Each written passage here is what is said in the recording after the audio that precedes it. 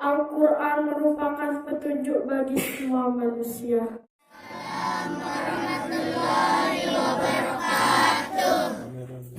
Alhamdulillahirrabbilalamin.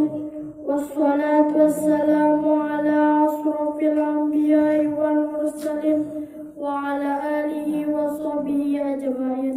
Amma ba'du. Yang terhormat kakak-kakak pemimpin TPQ 10 Salam Asyura dan teman-teman yang berbahagia.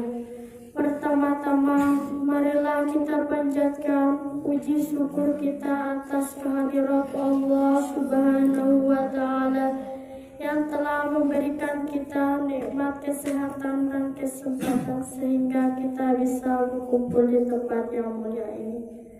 Kedua kalinya, tak lupa pula kita haturkan sholawat serta salam atas junjungan alam Nabi besar Muhammad Sallallahu Alaihi Wasallam yang telah membawa kita dari zaman jahiliyah menuju zaman yang penuh ilmu pengetahuan ini.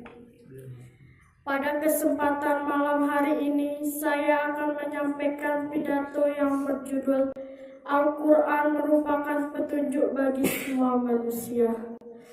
Kaum muslimin wal musliman. Bersabda Rasulullah SAW, orang yang mahir membaca Al-Quran, maka kelaknya akan bersama para rasul yang mulia lagi suci. Dan orang yang membacanya masih tergagap-gagap dalam membacanya, dan dia tampak berat lidahnya, baginya mendapat 2 pahala. Hadirin rahimakumullah, dalam hadis di atas dikatakan bahwa orang yang membaca dan memahami Al-Quran maka ditempatkan oleh Allah di surga bersama para nabi dan rasul.